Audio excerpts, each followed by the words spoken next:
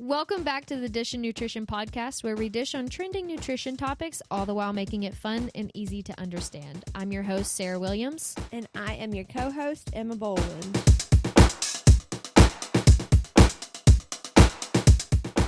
Okay, Emma, today we're going to just have a conversational topic. You said you had questions regarding what the heck even is a registered dietitian. And as a dietitian, I get happy when someone actually asks this question because it means someone's taking an interest in our career field.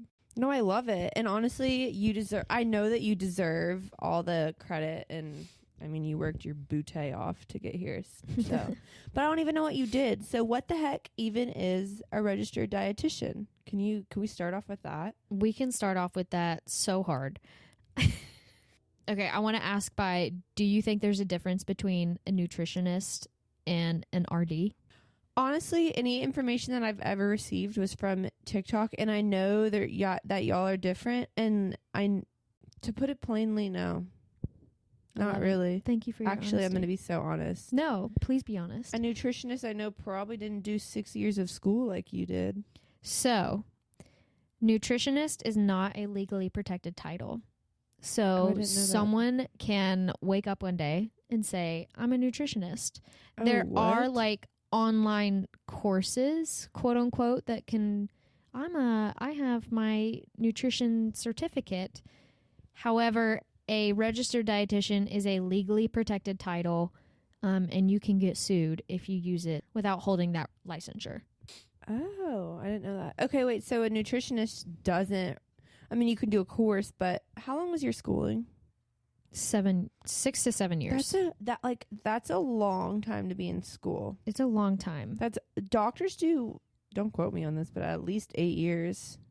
Yeah. So, I mean, yeah, no, it's I do have my master's. That's a lot. So a nutritionist doesn't experience. A nutritionist doesn't even necessarily mean that they have any training or education or licensures within the field. I do want to give the caveat that every dietitian is a nutritionist. Our legal title is a registered dietitian nutritionist, but not every nutritionist is a dietitian. Does that make sense? Yes, because they didn't get the correct title because they didn't go through the schooling that's required, essentially. Correct. Okay.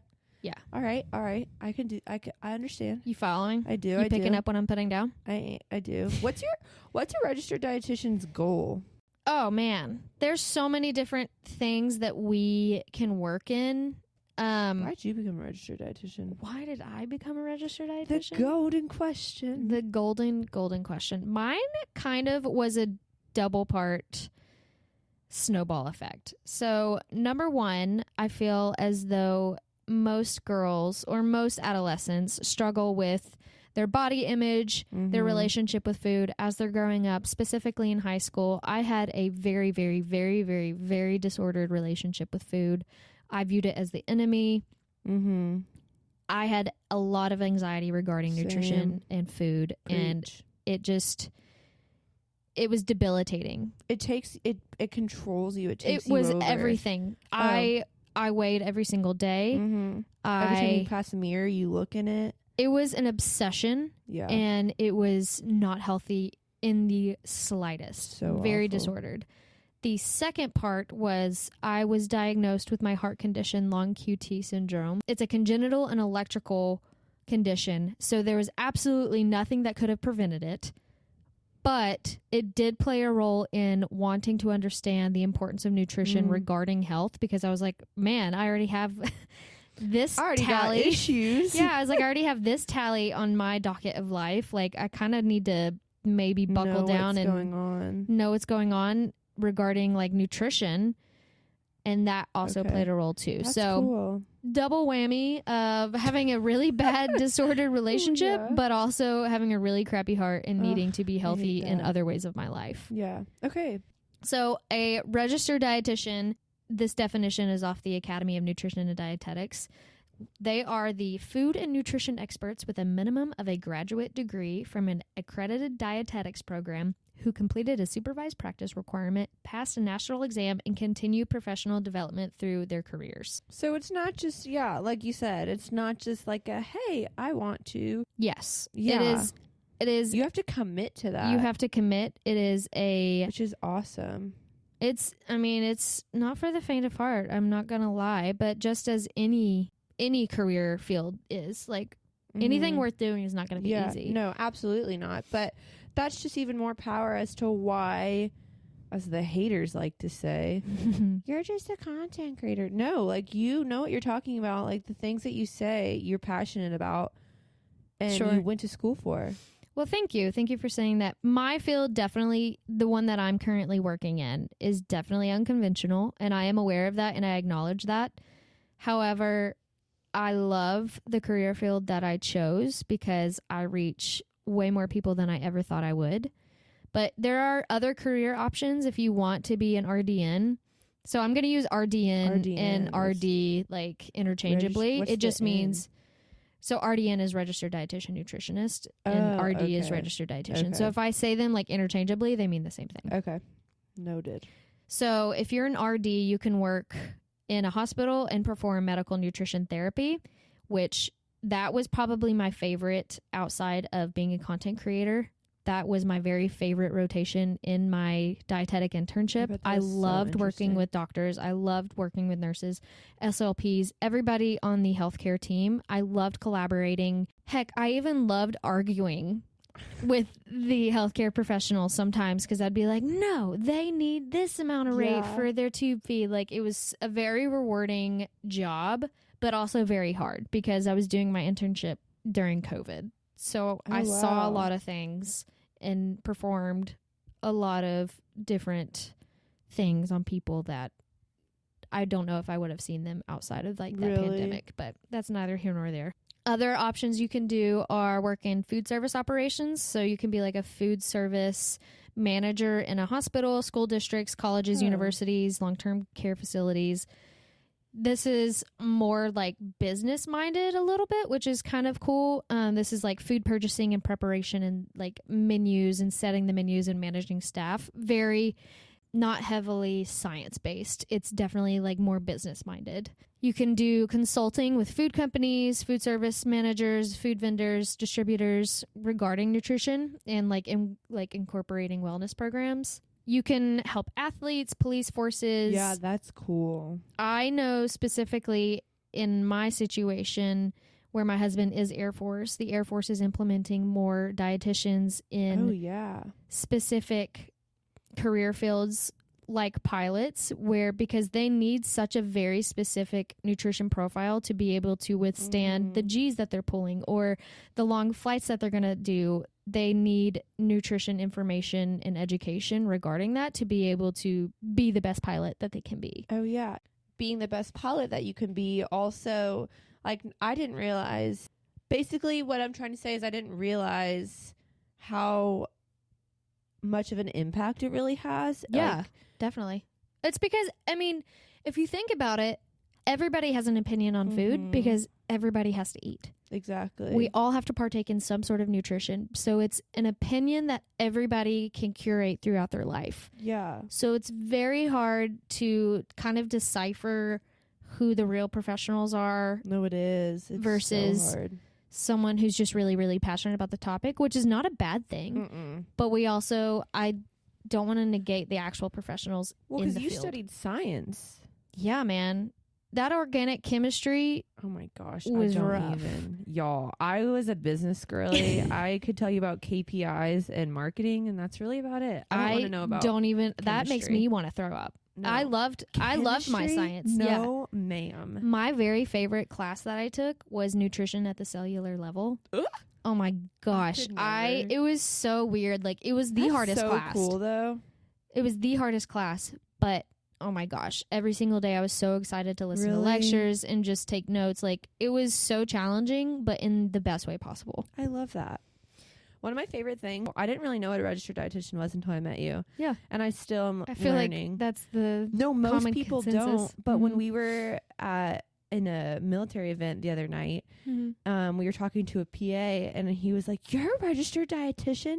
He's like, "You don't know how much we appreciate you. Like, you do so much." So it's cool to see, like a physician's assistant who also basically, it's nice to be appreciated. Yeah. Because sometimes we're looked down upon, and our job gets kind of confused with different jobs that are within the hospital. But it's like, no, like we kind of do like, you know, kind of cool things, and it's just nice to be appreciated. No, so when he said that, I did love that. It made me really, really and happy. It was cool though, because like he scrubs in on surgeries. He does all these things. Oh yeah, and he's a high profile guy in the hospital. Yeah, I loved it. but he said you are too. So I just thought that was cool. Like, people need to recognize that you don't just tell people what to eat. Yeah, like you do way more than that. Yes, there are so many different avenues and conversations that we have with people, and equations that we have to do.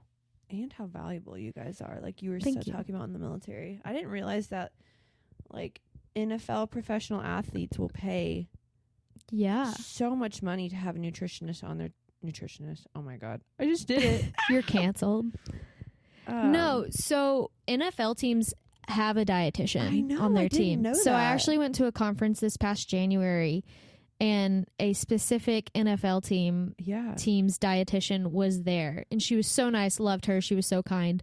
But just the stories that she had and just her day-to-day tasks were insane, because those guys are elephants. Yeah, no, like it's just so like nutrition plays 80% in their performance. Oh yeah. I'm not negating like their hard work in the gym training, and all that. But that is all fueled by their nutrition intake, and that is all calculated by and assessed by their dietitian on their team. Yeah. Well, if you don't have enough energy to go run 4 miles, I mean, you're not going to perform well in the Super Bowl. So that's where you just don't realize all of it comes back to nutrition. What you put in your body. Obviously, we know how cool you are in the schooling. Subjective, but what exactly did you have? Like, what do you even have to do? What do you have to achieve? Okay, so it's changed a little bit since when I was in school. When I was in school, it was not a requirement to have a master's degree, but now it is required. As of 2024, a person that is sitting for the Registered Dietitian licensure exam has to hold a graduate degree. So I will say how it was in my schooling, which was only a few years ago. So you have to earn a minimum of a bachelor's degree from an accredited dietetics program. Where'd you go? University of Alabama, baby. No, ma'am. We don't do that around here. Tide. I will say the way I obtained my education was unconventional, but I have had a lot of people come up to me and say, I like your story because it gives me hope that I don't have to be put into a box. I don't have to go to Tuscaloosa, Alabama to become a registered dietitian. So I actually did mine online through Alabama because my husband's military, obviously, and I love my hubby and I didn't want to live away from him for 6 years. Gosh, how dare you? I know, how dare I? So I did all my classes online, and then some of the classes within that program had to have preceptors and people who would like double check my work, obviously, for accreditation purposes and validity of work purposes. But that's so cool that one, it was still accessible to you, and super accessible. I feel like personally for me that probably makes it harder, like not being I'm not gonna lie, teaching yourself biochemistry is not the easiest thing in the world. Awful. So some classes that you take in this accredited dietetics program are going to be nutrition sciences, food service management, business, some economics, computer science, culinary, biochemistry, physiology, microbiology, and anatomy and chemistry. Y'all, my sister's in pre-med right now. Yeah. And she's taking all those classes. So like we had a lot. That's insane. Yeah, like a lot of our classes overlapped with a lot of medical. It's not for the faint. It's not for the faint of heart. No, it is not. It is not. Wild. My program was only an undergrad program. It was not a master's program, but there are some accredited programs that include a master's degree. So you'd be like double not majoring, but like you complete your undergraduate work and earning a master's degree. That's cool. So it's that much more hard because you're it's doing definitely graduate gonna be level extra. work. Yeah. So, okay, you graduate with your bachelor's in nutrition and your master's. My master's is in nutrition, but I got it after the fact, after I got my RDN. I went through Liberty University, go Flames. That's in Virginia? Yes, Lynchburg, Okay. Virginia. But I also did that online because, again, military life. And did you do your master's when you were pregnant with Harper? Or is my timeline off? No, I did my master's when I was pregnant and when she was a newborn. God bless. I was so determined to be done with school, which is crazy because I actually kind of like school. I'm one of those sickos who actually like school. Yeah, couldn't be me. But yeah, I did it like during the height of like when she was a newborn and all that stuff, which hindsight, I guess I was crazy, but I couldn't imagine doing it now with a toddler. No, that's so true. But still, I mean, you were going through so much change. Thank you. And you still buckled down and did it. So I don't know how. I did not sleep a lot. Well, you don't now. I don't now, but it's fine. What was your REM sleep?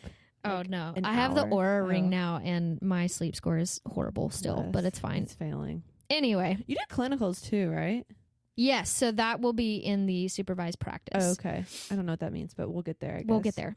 So you graduate, you get your undergrad and your master's degree from this accredited program, and you get what's called a verification statement, which allows you to apply for a dietetic internship. Okay. So you have to have your degree first to even apply. There I will say there are things called a coordinated program where you can do both, but you're basically dead to the world because you're doing full-time work, like undergrad and master's work, and then also completing these hours. I don't know how those people who do it. You're fantastic. God bless you. Couldn't be me. Okay, so you get your verification statement from your accredited program that you graduated. Oh, also, you can't get less than a B- in any of your classes. Are you kidding? Yeah. You can't get a C or anything. If you get less than a B-, and I think you only get one do-over, and if you get a C in your second do-over, you're just kicked out. Holy crap. That's at least how it was at Alabama. It was insane.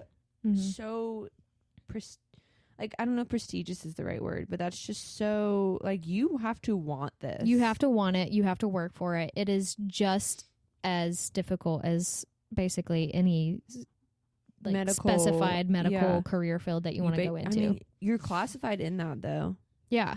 Okay, so since you did your undergrad online, how'd you take your exams? Did it have to be in person or? Yeah, no, that is a question I get a lot when I tell people that I did my degree online. They think I was able to just look at my notes during exams. Copy. No, I had to find testing centers. Oh my gosh, what? Yeah, I had to find testing centers that were near me. So when we were in South Dakota, I completed a majority of it when we were living in South Dakota. I had to find a testing center, which it was Black Hills State University. So thank God for you guys. Go Jackets, because I use your testing facilities almost every week. So it had to be on another campus? No, it didn't have to be on a campus. Testing facilities were like libraries, but I liked this testing facility the best, and you had to be proctored. They sent an email to the proctor. They would type in the password, and you were monitored under cameras, surveillance. They check your pockets, you have to show everything. Your room, right? Yeah, you have to show your room. For COVID for me. Oh yeah, that's if I took one at home. Yes, during COVID, I had to do that. You had an online proctoring service, but when it was not COVID, I was able to go to the testing center. But you and the still proctor. had to go through all of that. Yeah, absolutely. Oh, wow. And they just watched you take the exam. They wouldn't even stare at their computer, no phone. They just watched you, which I personally feel is almost worse than being on campus. But I can't speak to that experience because I didn't do that. You get your verification statement and you apply to different internships. What they don't tell you about internships is that it's as competitive as medical schools. Like residency? No, matching? kind of. Yeah. It's very similar to matching. So there's distance-based ones. That's what I obviously did. But there are different ones that you can do through universities and things like that. So the match rate, guess what the match rate is for a person who's completed their dietetic program? What? 50%. At least that's what it was when I was matching. That's it was 50%. wild. Absolutely wild. Absolutely insane. You had to have so much on your resume to even match? be considered. Yes, like it's super competitive. So it's like, hey, you just went through this schooling, but you only have a 50% rate of even being able to do this internship. Yes, and there's like a whole match day and everything. Oh, like, that's literally like what doctors do. Yes, yeah, it was. It's a whole thing. deal. It's a big deal. Like I had to log on at a very specific time to see if I matched into my dietetic internship. Yeah, it was very. God bless my husband that day because I was like so annoying because I was so anxious. Yeah, it was horrible. So did you match? I did match. I matched to my first choice. Queen. It was very lucky and very blessed to be able to say that. I did mine through Priority Nutrition Care Distance Dietetic Internship. Just say that five times fast.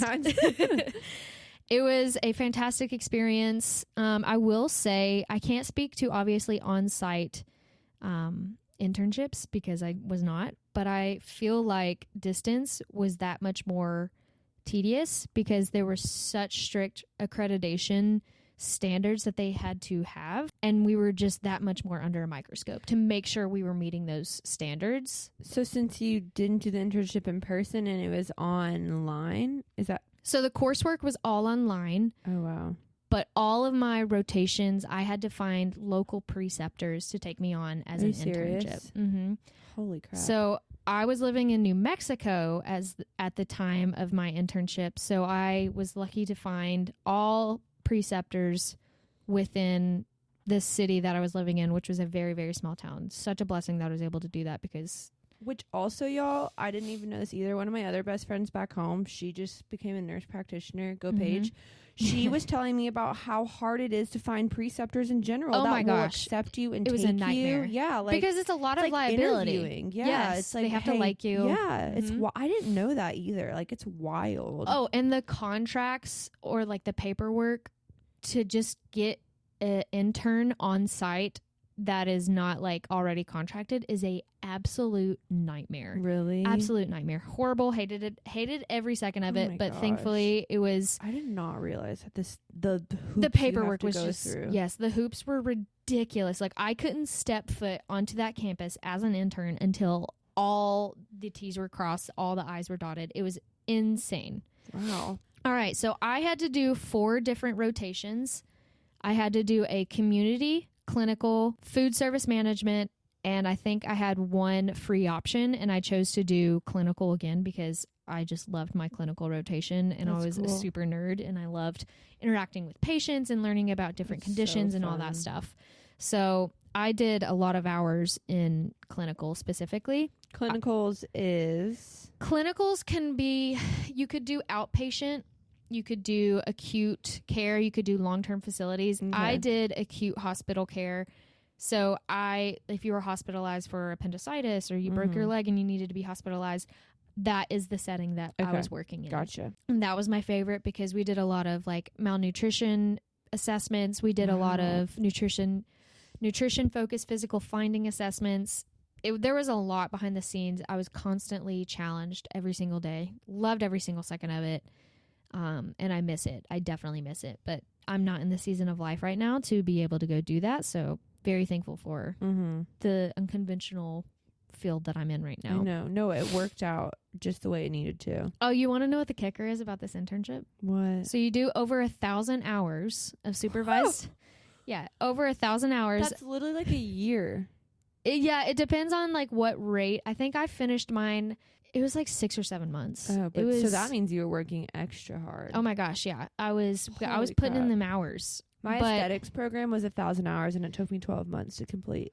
So if you did 1,000 hours in like 7-8 months, I don't even want to know how long your shifts were. It was ridiculous. So right before I started my internship, it was 1,200 hours. And then due to COVID, they knocked it down to 1,000 hours. Bless. So nice of them to take away how 200. Kind. Thank you guys. But the best part of it all is that it's unpaid. Wait, what?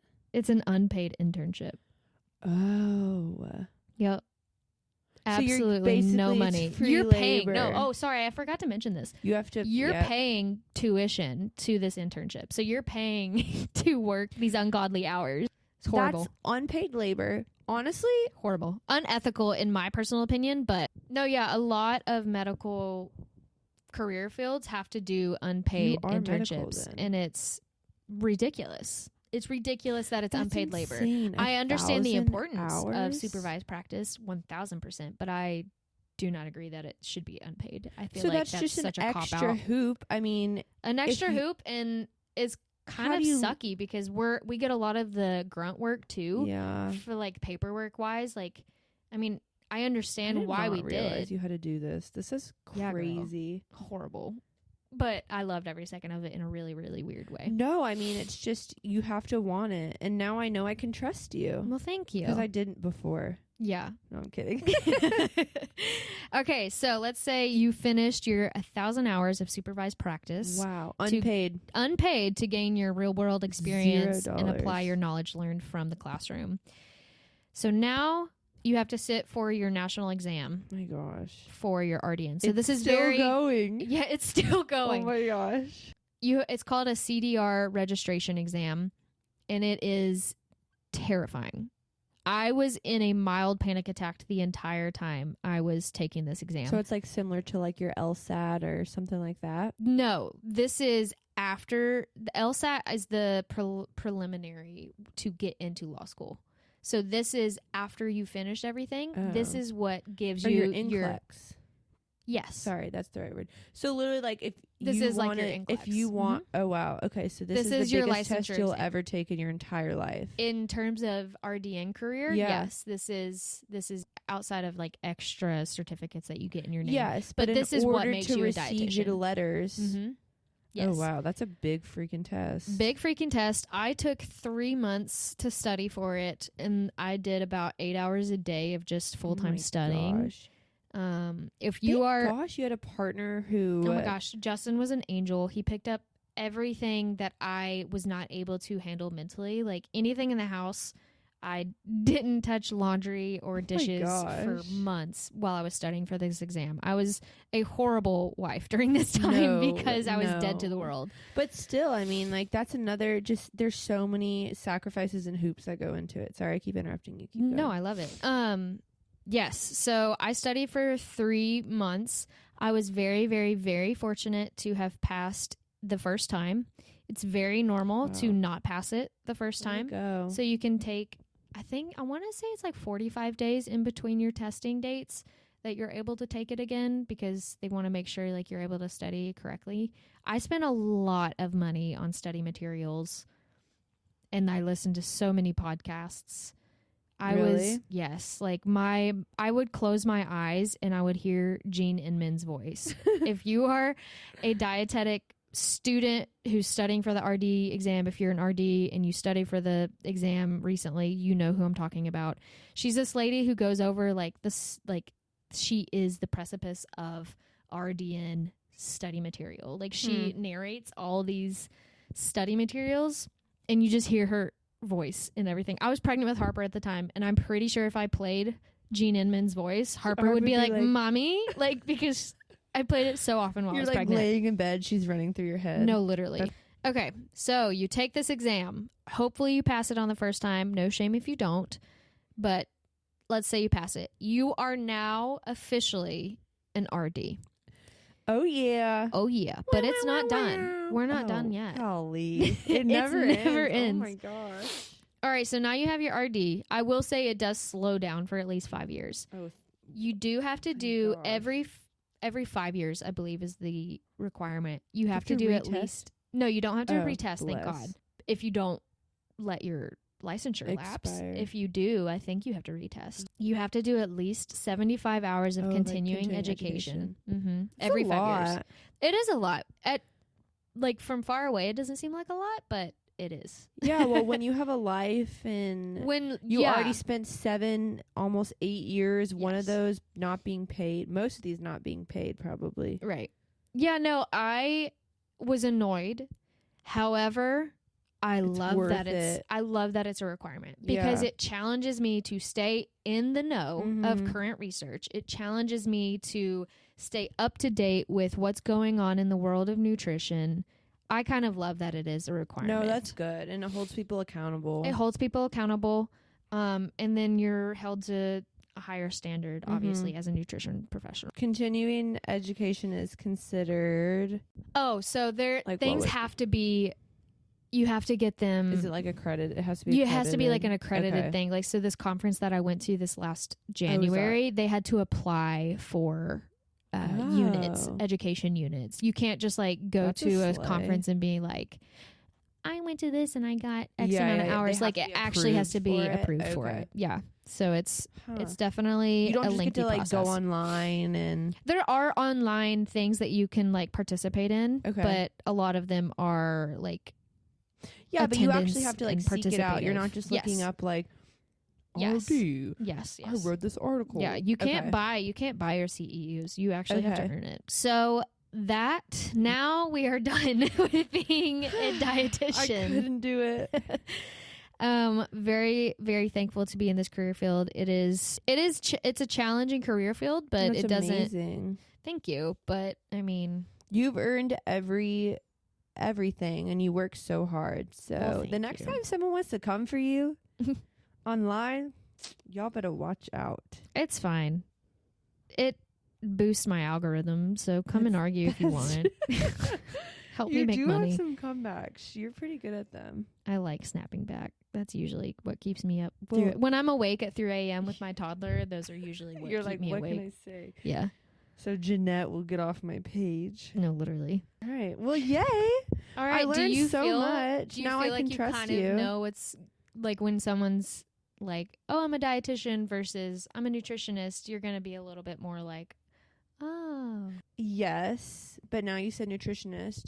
So I should probably more so factor my energy into an RD instead of a nutritionist. Yes. Okay. I want to not negate all the people who... Yeah, you're not shaking your finger at I'm not shaking my finger at nutritionists, but I'm also not going to just completely... endorse them, but I'm also not going to completely just belittle the hard work that RDNs have to put in to achieve this credential.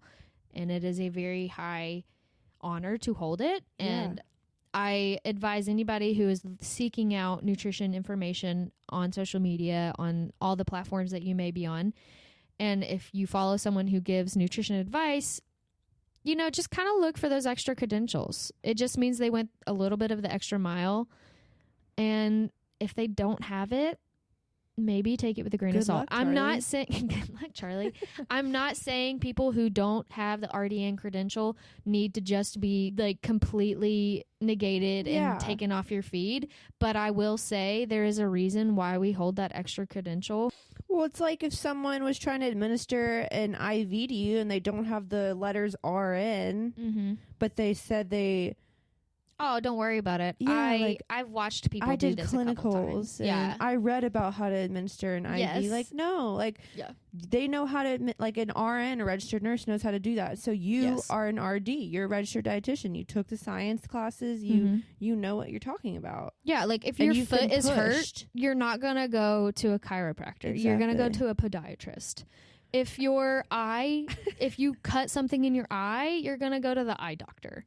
So the optometrist. Yeah, it's kind of there's reasons that there's people have these titles they earned. Yes. And I'm not saying there are not bad apples, because there are bad apples. I mean, no pun intended with apples and like food and nutrition or whatever.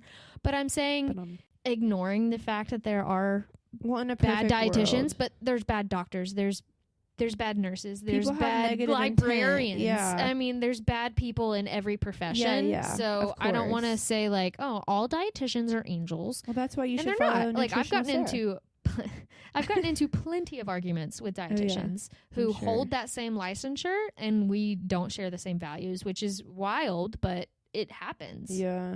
So if I've made you mad with this episode, I am sorry, but these are my thoughts. Well, I love this. Now I'm no longer going to say, what the heck is a dietitian? I am so glad that I was able to kind of explain the back road, the backlog, backstory, whatever you want to call it, of getting these credentials. It is not for the faint of heart, but I do encourage anybody who does have an interest in nutrition and genuinely wants to work in the general public to try to get these credentials, because it just gives you that much more validity in the field, and also keeps you accountable to what you're learning, and also holds you to an ethical higher standard. Your words have weight. Yeah. And with that, You've been dished. you've been freaking dietitian dished. Perfect. If you have a topic that you want us to discuss in a podcast episode, you can go to our Instagram, Dish and Nutrition Podcast, and you can click on the story highlight, and there should be a Q&A box, and you can just type it in, and we will look at it going forward.